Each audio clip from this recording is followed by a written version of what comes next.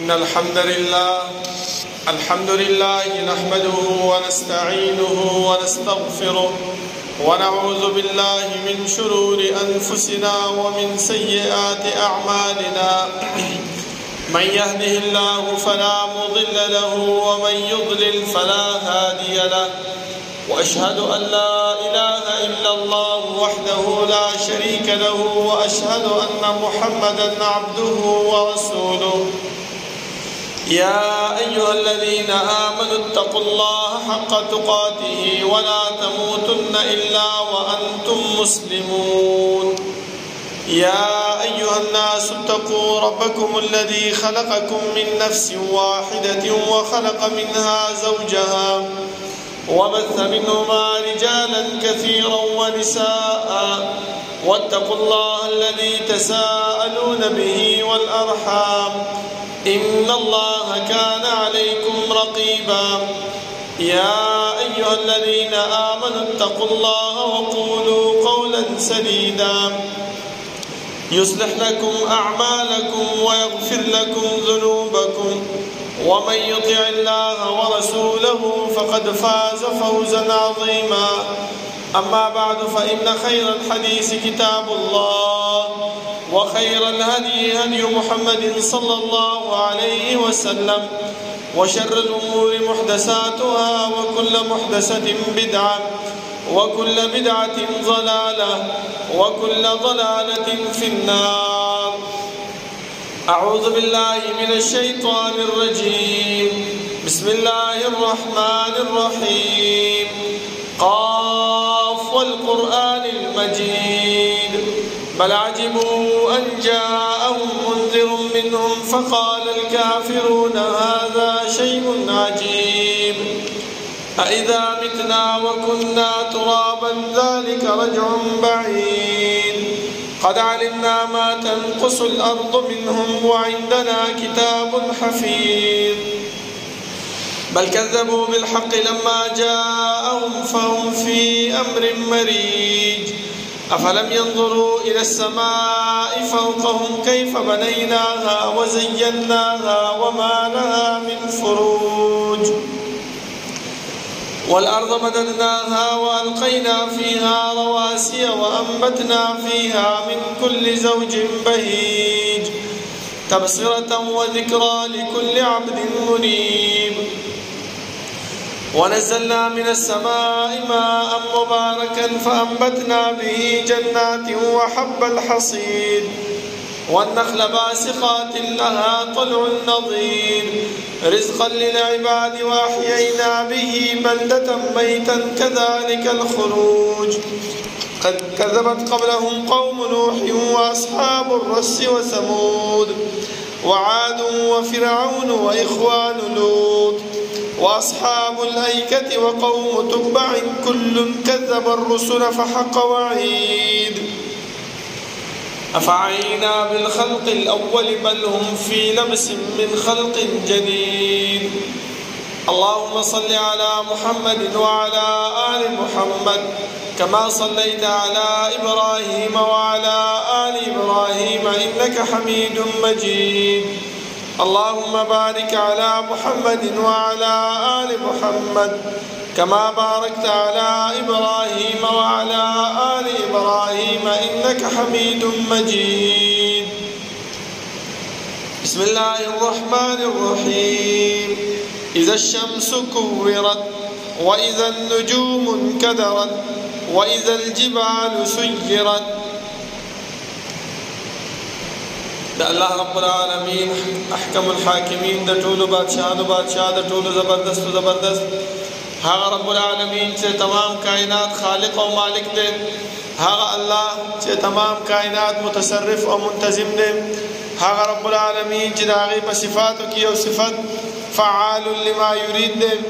رب العالمین سے سکی سوخ چکی سرنگ چکی چاسر چکی کولشی دا اللہ رب العالمین نسوک تپوس نشی کولے وهم يسألون دا مکلف مخلوقات جہاں سمر دی خواہ انبیاء دی او کا امت دے خواہ باچاہان دی او کا رعیہ دا خواہ مالدار دی او کا غریب دے دا ہر یو فرد نما اللہ رب العالمین تپوس کئی زما محترمو دا الله رب العالمین دا تپوس او دا پختنه دا په دې خبره باندې دلالت نه کوي چې موږ په دې دنیا کې څه قسم ژوندۍ تیرو څه اعمال کوو کوم کارونه چې کوو الله رب العالمین ته پته نشته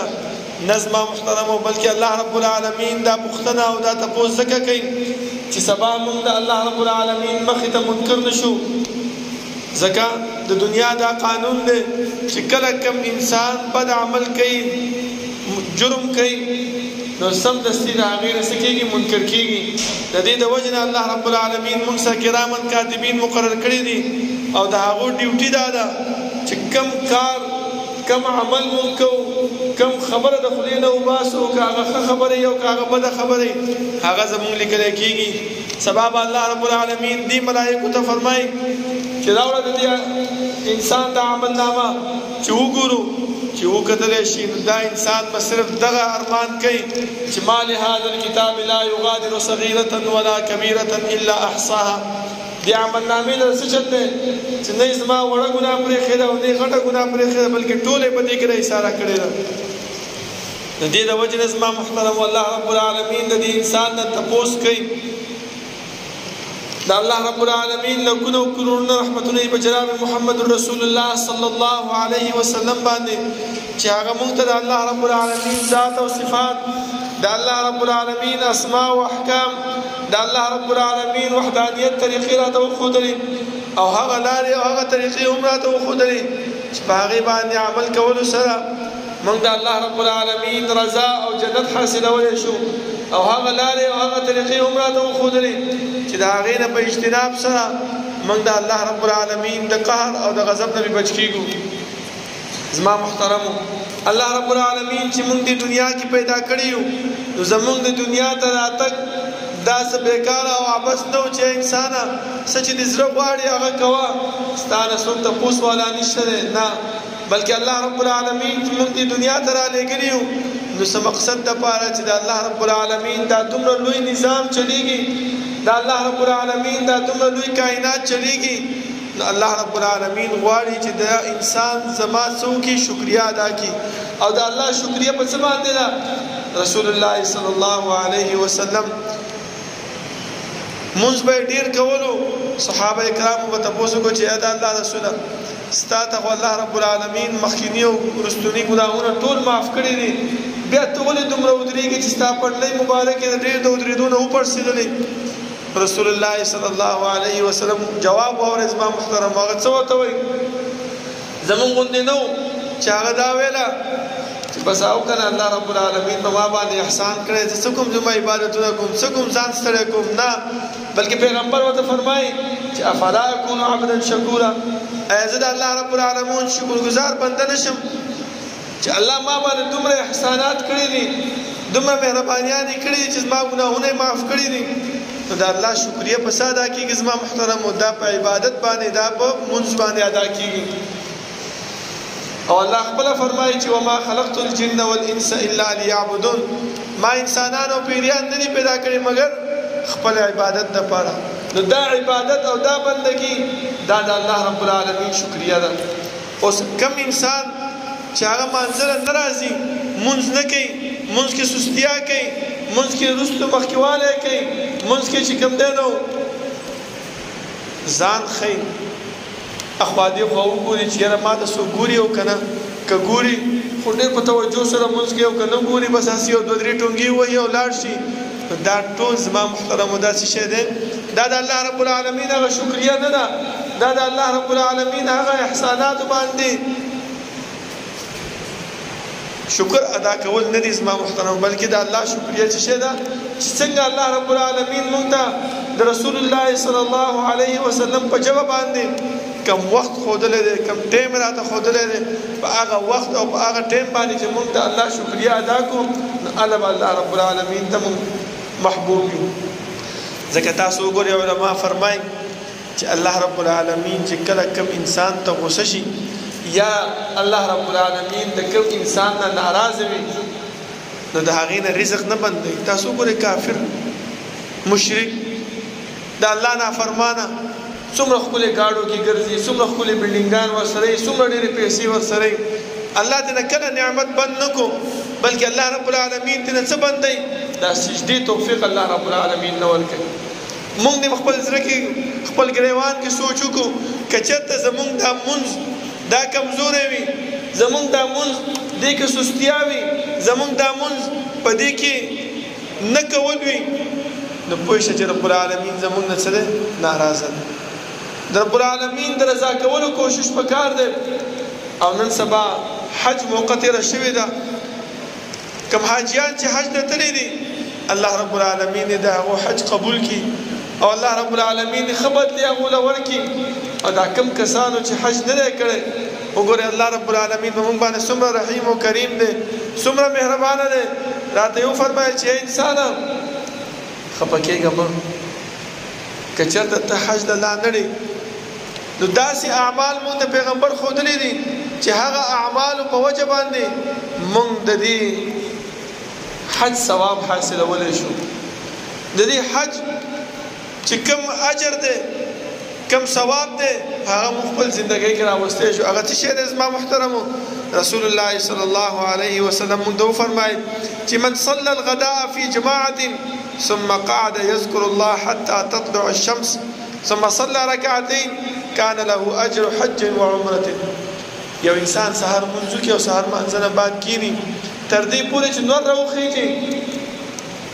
او بیا 2 رکعاته منځو کې، نو الله رب العالمین دومره اجر او ثواب ورکوي لکه د حج او د عمره چې ته کړی وي. تاسو وګورئ زما محترم دا کار موږ کولی شو، آسان دی، خو چې نه کوو دا زموږ خپله سستیا ده، خپله کمزورتیا ده. د دې د وجې نه موږ د دې حج او د عمرې ثواب نه محرومه یو. همدغه شانتې زما محترمو رسول الله صلی الله علیه وسلم دا مو فرمایل چې یو انسان د کور کې ناست دی او اذان د جمع وشو، دا انسان د کور نه بل هیڅ مطلب دپاره هیڅ مقصد دپاره نه وځي مګر صرف دې خبرې دپاره راوځي چې زه ځم او د الله رب العالمین بندګي او د الله عبادت وکړم. او په کوم حالت کې راوځي چې په کور کې اودس وکړي، کور کې ځان پاک کړي او جومات ته راشي. په جومات کې اودس کول هم صحیح ده، خو اجر او ثواب دا د کور کې د اودس کولو دی. زما محترمو رسول الله صلی الله علیه وسلم فرمایي من مشى الى صلاة المكتوبة في جماعة فهي كحجة ومن مشى الى صلاة تطوع فهو كعمرة تامة. کم انسان چې د کور نه پاک راووتو او اودس کړی شوی او مانځله راووتو کم مونځله د فرضي مانځله، نو د هغې داسې اجر او ثواب دی لکه حج چې وکړي. او کم انسان چې د کور نه راووتو او داسې په دې نیت باندې چې زه مې یو 2 رکعته نفل جومات کې کومه، نو الله رب العالمین د عمرې اجر او ثواب ورکوي. هغې نه علاوه زما محترمو په یو قدم باندې الله رب العالمین د دې انسان ګناه ختمي، اجر او نیکی ولا زیاتې. زما محترمه چې یو قدم جماعت طرف ته اخلي دا وګوره دومره الله رب العالمین په موږ باندې مهربان او رحیم او کریم دی چې دا هر څه موږ ته وښودل چې انسانه لږ محنت پکار دی، لږ کوشش. ځکه علما فرمایي چې الدنیا دار العمل والآخرة دار الجزاء. دنیا دا د عمل ځای دی او آخرت دا د جزا بدلی ځای دی. لکه انسان دا سوچ کوي لکه پخوا به موږ ته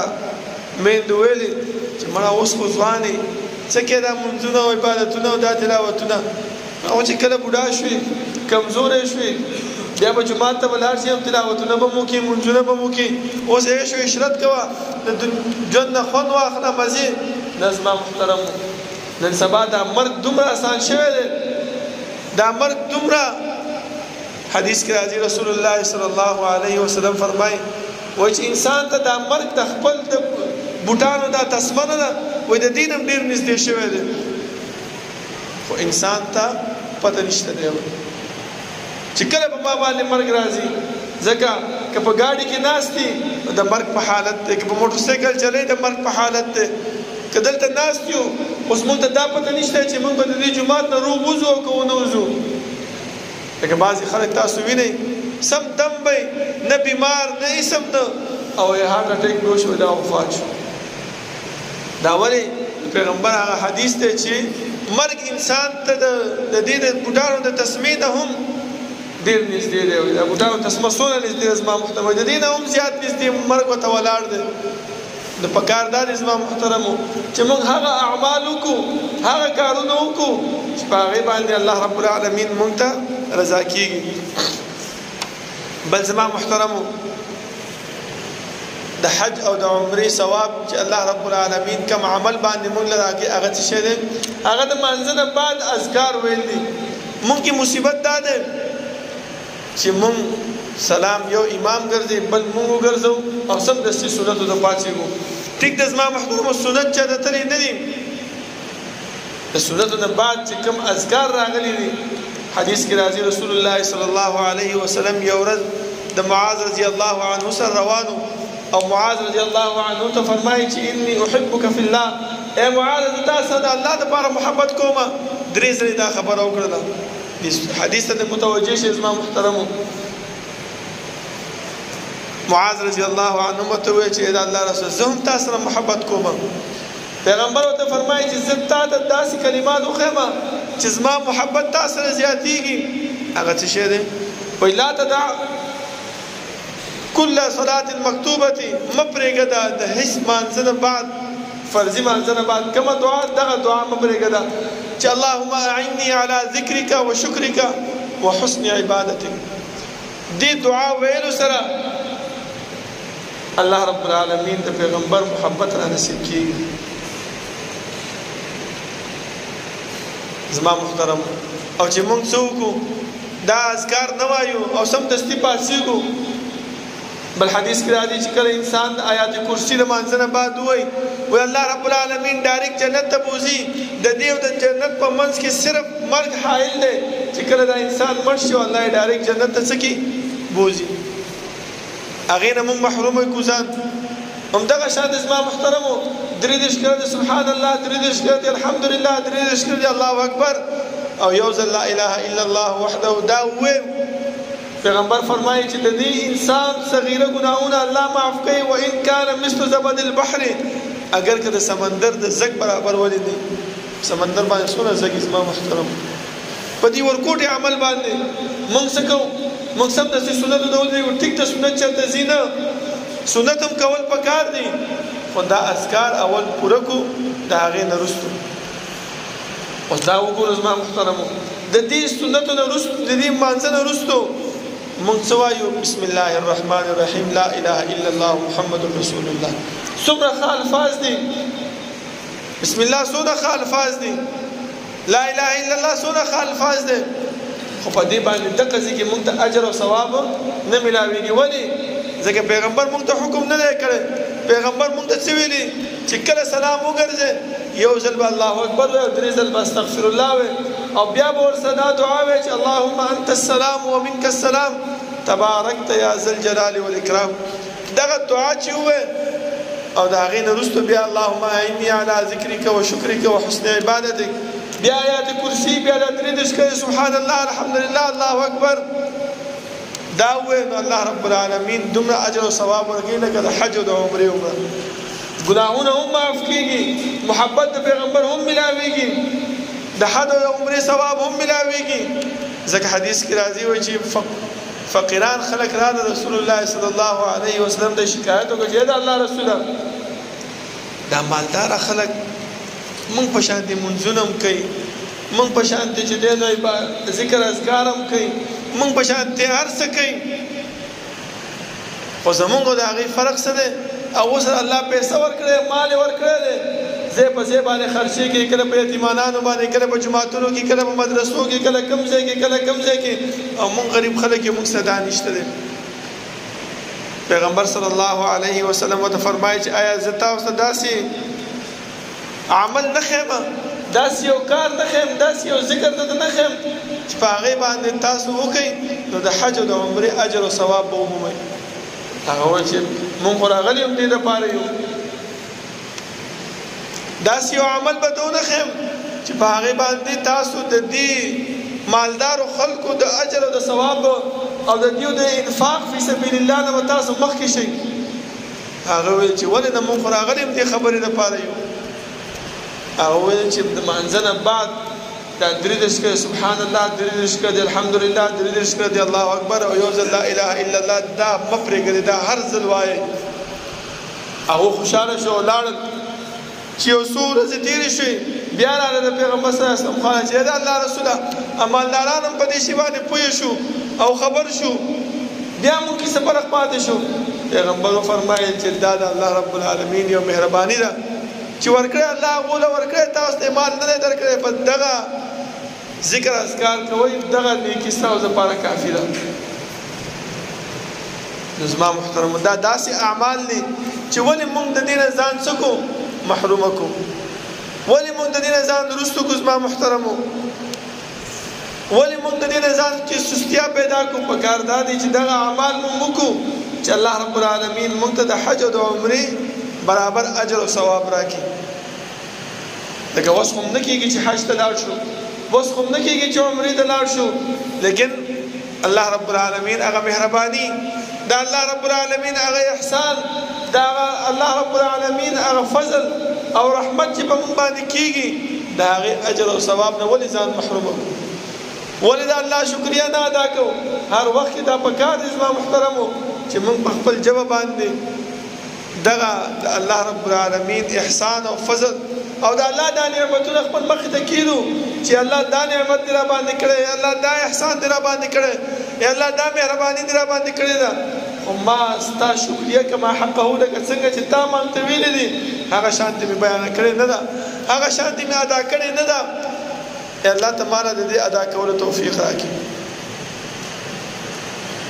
او هغه ادایي به په څه باندې کوو زما محترم په لمانځه باندې به کوو ځکه الله بل ځای کې فرمایي چې قد افلح المؤمنون کامیاب دي مؤمن خلک څوک دي مؤمن الذين هم في صلاتهم خاشعون هغه کسان چې په خپل مانځه کې څه کوي خشوع کوي او عاجزي کوي اوس یو انسان په ذهن کې به دا سوال راځي چې دا عاجزي او دا خشوع به انسان کې څنګه راځي علما فرمایي چې انسان کله مانځه ته ودرېږي نو ذهن کې دغه خبره راوړي دا دنیا سوچونه دا دنیا کاروبار دا دنیا غمونه دا رستو کې او دا خبره په ذهن کې راولي چې زه کم ذات ته ولاړم کم خالق ته ولاړم کم مالک ته ولاړم هغه زما باندې دا د احسانات ما باندې کړی دي د دنیا نظام چلی ګرمیانو کې ورځې اوږدې پیدا کړې دي شپې لنډې دي یخنیانو کې شپې اوږدې دي ورځې لنډې وي ورځ را باندې راولي چې زه رزق حاصل کما شپه را باندې راولي په ما باندې چې زه آرام حاصل کما دا ټول الله رب العالمین کې زه هغه ذات ته ولاړم څه دپاره د هغې شکریا ادا کوم نو انسان کې وایي خشوع پیدا کېږي خپله خشوع پیدا کېږي مونږ چې مانځه ته ودرېږو نو اخوا دېخوا سوچونه شروع کړو نو هغه خشوع او هغه کامیابي زموږ نه خپله لرې شي زما محترمو بل زما محترمو رسول الله صلی الله علیه وسلم فرمایي چې د مور او پلار سره نیکی دا هم د حج او د عمرې اجر او ثواب دی و یو سړی راغی رسول الله صلی الله علیه وسلم ته وفرمایل چې انی اشتهی الجهاد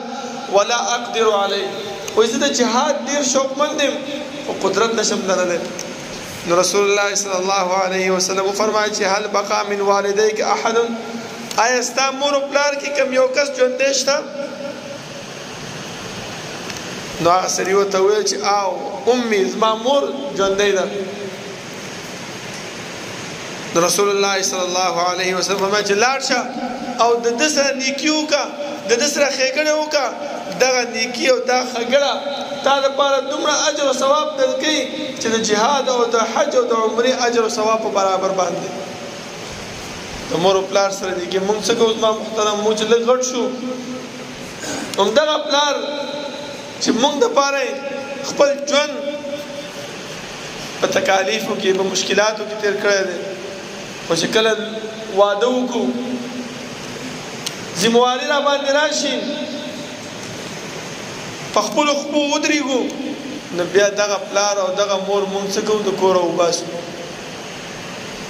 چې دغه زمونږ دپاره فتنه ده دغه زمونږ دپاره ټینشن دی دا زمونږ دپاره سردردی دی نه زما محترمو پکار دا دی چې مونږ کله کم کار کو کم عمل کو د دې مور او پلار د مشوره واخلو د دې مور او پلار رضا کولو کوشش وکړو الله رب العالمین به هیڅ کله مونږ چې کم دینو کمزوره کوي نه الله رب العالمین به هیڅ کله مونږ چې کم دینو رسوا کوي نه ولې د دې مور او پلار دعا را سره وي ځکه یو واقعات تاسو ته بیانوم رسول الله صلی الله علیه وسلم یو صحابي او هغه د ځنکدن په حالت کې پروت دی او سای نه خطر ساتي نه نوځي صحابه لاله پیغمبر صلی الله علیه وسلم ته فرمایي چې الله رسول الله شاه پلانې صحابي دی ځنکدن دی او ساتي نه نوځي پیغمبر صلی الله علیه وسلم چراغ وی کتلو وته وی چې آیا د دې والدین ژوند دي او پلار په نشته خو مور ژوند دی چې مور راوستله ورته ویلې چې د دې عمل څه شو هغه ته چې د الله رسول ډېر مزګزار او ډېر متقی انسانو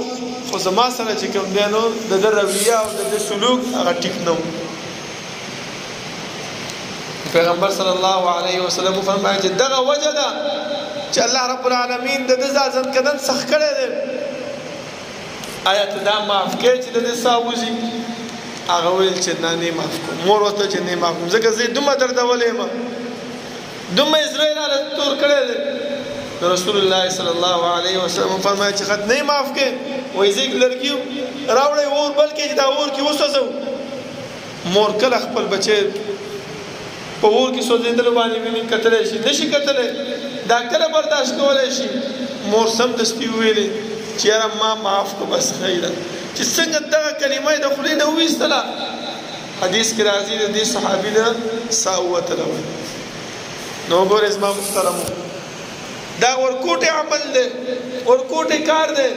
که چېرته موږ خپل والدین خوشاله وساتو خپل والدین چې هر څه کې مشورت نه والو دا غوی رضا خپل رضا وکړو نو الله رب العالمین به هم را راضي شي او الله رب العالمین به زمونږ د ځم کدن هم څه آسان کې زما محترم الله رب العالمین نه دعا ده چې الله رب العالمین دغه اعمال مونږ واخلي او زموږ په زندګۍ کې دغه اعمال جاری کړي چې د اجر او د عمره او د حج ثواب مونږ حاصل کو او د الله رب العالمین مخې ته چې سبا ودرېږو نو کامیاب او کامران ودرېږو اقول قولي هذا واستغفر الله لي ولكم ولسائر المسلمين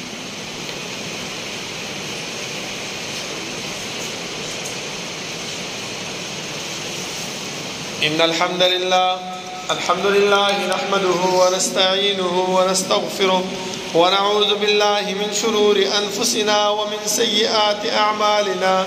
من يهده الله فلا مضل له ومن يضلل فلا هادي له وأشهد أن لا إله إلا الله وحده لا شريك له وأشهد أن محمدا عبده ورسوله يا أيها الذين آمنوا اتقوا الله حق تقاته ولا تموتن إلا وأنتم مسلمون يا أيها الناس اتقوا ربكم الذي خلقكم من نفس واحدة وخلق منها زوجها وبث منهما رجالا كثيرا ونساء واتقوا الله الذي تساءلون به والأرحام إن الله كان عليكم رقيبا يا أيها الذين آمنوا اتقوا الله وقولوا قولا سديدا يصلح لكم أعمالكم ويغفر لكم ذنوبكم ومن يطع الله ورسوله فقد فاز فوزا عظيما أما بعد فإن خير الحديث كتاب الله وخير الهدي هدي محمد صلى الله عليه وسلم وشر الأمور محدثاتها وكل محدثة بدعة وكل بدعة ضلالة وكل ضلالة في النار بسم الله الرحمن الرحيم زما محترم الله رب العالمين بمن باندې دومره مهربان او رحیم دی چې پیغمبر صلی الله علیه وسلم زموږ د کامیابی او زموږ د فلاح لپاره راولېږلو او دی پیغمبر هر یو عمل موږ ته بیان کړی دی ځکه د حجۃ الوداع په موقع باندې رسول الله صلی الله علیه وسلم صحابه ته بیان کولو او دا یې ورته وفرمایل چې آیا ما دا خپل دین چې کوم ډیوټي الله رب العالمین ما ته حواله کړې وه دا ما تاسو ته ورسوله او که نه صحابه وفرمایل چې او پیغمبر درې ځله دا وویل چې الله ته پې ګواه اوسه اے الله ته په گواه اوسه. خو بیا یې دا خبره وکړله چې فلیبلغ الشاهد الغائب، چې کوم خلک نن حاضر دي هغه دا غایب خلکو ته د آسمان دین څه کوي ورسوي.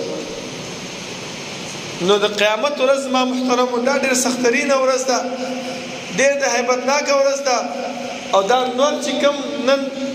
میلیونو لرې دی دا به د یو غزو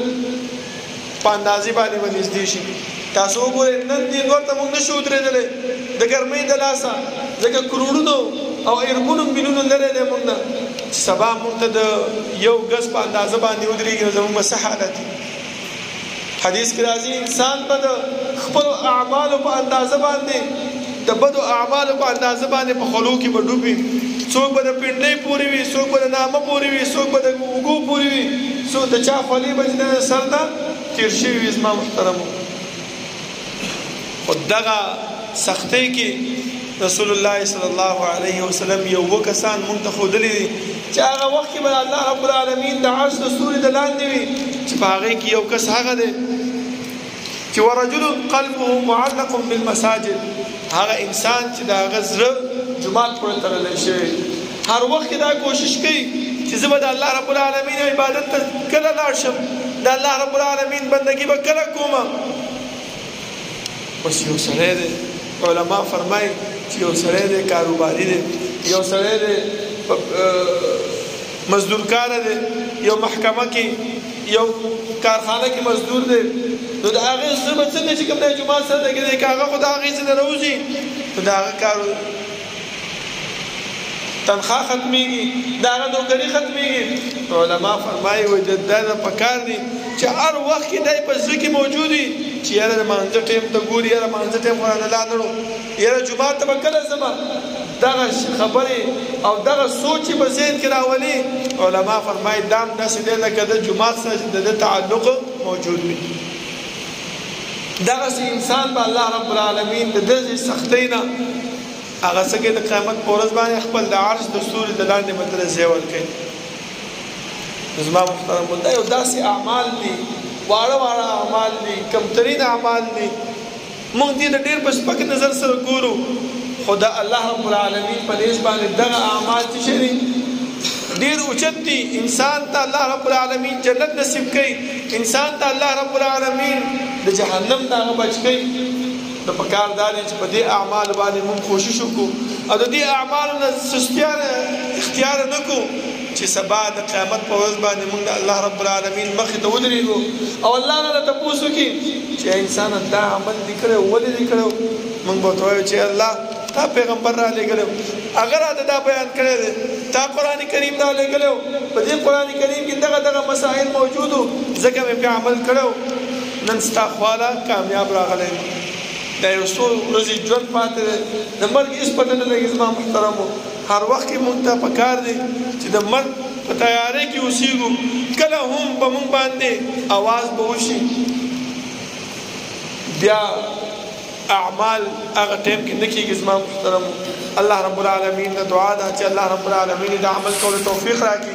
او الله رب العالمین دې هغه اعمال موږ نه والي چې هغه زموږ د جنت ته د تلو ذریعه وي او د هغه اعمالو نه موږ وساتي چې هغه زموږ د تباهۍ او د جهنم ته د تلو ذریعه وي. ربنا لا تزغ قلوبنا بعد إذ هديتنا وهب لنا من لدنك رحمة إنك أنت الوهاب. ربنا اغفر لنا ولإخواننا الذين سبقونا بالإيمان ولا تجعل في قلوبنا غلا للذين آمنوا ربنا إنك رؤوف رحيم. ربنا لا تؤاخذنا إن نسينا واخطأنا ربنا ولا تحمل علينا إصرا كما حملته على الذين من قبلنا ربنا ولا تحملنا ما لا طاقة لنا به واعف عنا واغفر لنا وارحمنا أنت مولانا فانصرنا على القوم الكافرين. سفنا برابر كنزدين زيودين